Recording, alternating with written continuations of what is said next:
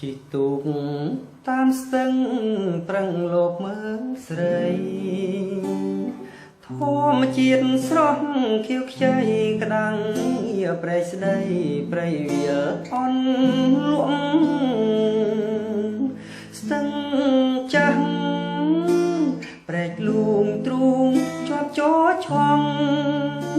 ក្រោមភ្លៀងរលឹមតង់តង់ឃើញផ្កាខ្ចីលហងឆើតឆាយបងជាទេសចរជិះទូកដល់អូនគុណមើលការស្រពោនដៃដូចស្រលូនកោះទឹកបែកខ្ចាយ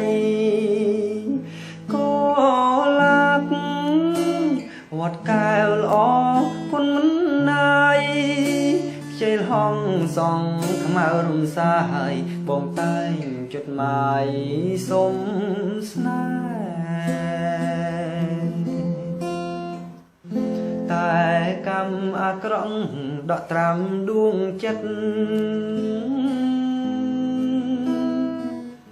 ដូចមេឃងងឹតរត់ពីដួងខែកុលាបឆាតស្រងមានសំផងស្នេហ៍ផលកម្មបំបែឲ្យកូនយីនរួចបងអាចឈាមស្រោច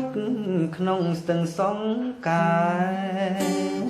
ក្រោមពន្លឺដួងខែផ្សងឲ្យជួបស្នេហ៍កុលាបថ្ពាល់ខូចកុលាបវត្តកែវនេត្រាមុតស្រួច